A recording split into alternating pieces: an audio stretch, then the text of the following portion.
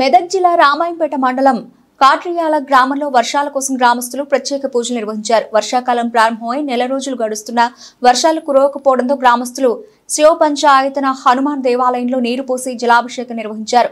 ప్రతి ఇంటి నుండి నీటి బిందెను తీసుకుని గ్రామంలో ఊరేగింపు నిర్వహించిన అనంతరం హనుమంతుడు శివునిపై నీరు పోసి వర్షాలు కురవాలని ప్రత్యేక పూజలు నిర్వహించారు. ఈ సందర్భంగా గ్రామస్తులు మాట్లాడుతూ వర్షాలు లేక రైతులు ఇబ్బంది పడుతున్నారని, వరి నాట్లు వేసే సమయంలో ఏర్పడినప్పటికీ వర్షాలు లేక పంటలు పండే పరిస్థితి కనిపించకపోవడంతో ఇబ్బంది పడుతున్నామని ఆవేదన వ్యక్తం చేశారు. దేవుడి దయ వల్ల ఇప్పటికైనా వర్షాలు కురుస్తాయని, పాడి పంటలు బాగా పండుతాయని ఆశిస్తున్నట్లు వారు తెలిపారు.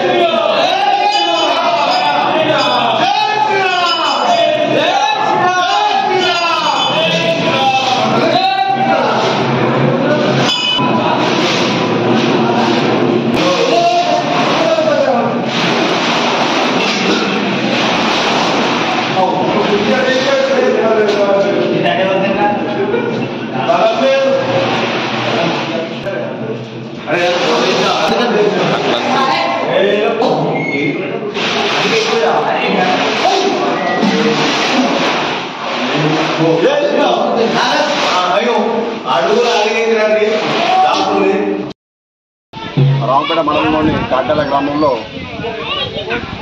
ఆంజనేయ స్వామి మరియు శివ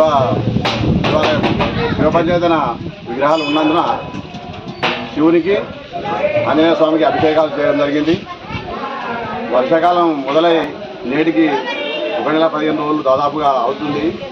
అయినా కానీ పెద్ద వర్షాలు పడక భారీ వర్షాలు లేక రైతులు ఇబ్బందులతోని పురాస పంటలు కానీ కావచ్చు, వరినాళ్ళు కూడా ఏటకొచ్చాయి, వేయకుండా వేసుడు అవుతుంది.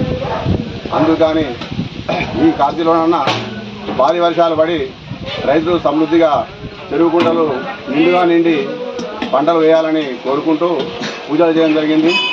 పశుపక్షాదులు, ప్రజలు, రైతులు అన్ని వర్గాల వారికి కూడా మంచి వర్షాలు పడితే ఈ సంవత్సరము సంతోషంగా ఉంటారని కోరుకుంటూ పూజలు చేయడం. దీనికి సందర్భంగా గ్రామస్తులందరూ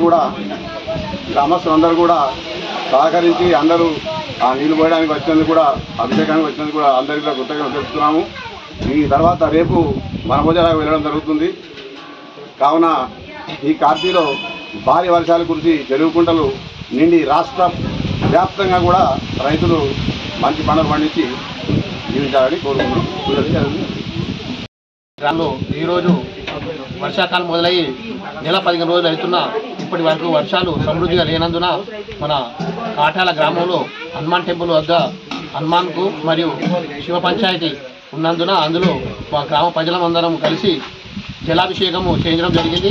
అలాగే ఆషాఢ మాసం సందర్భంగా శనివారం రోజు ఈరోజు జలాభిషేకం చేయడము, రేపు ఆదివారం రోజు వనభోజనాలకు వెళ్ళడం కూడా నిర్ణయించుకున్నాం. కాబట్టి అందరికీ ఈ పూజ చేయడం వల్ల అందరికీ ఫలితం కలగాలని, సమృద్ధిగా వర్షాలు కురవాలని కోరుకుంటూ ఈ ఆంజనేయ స్వామికి అభిషేకం చేయడం జరిగింది. జై శ్రీ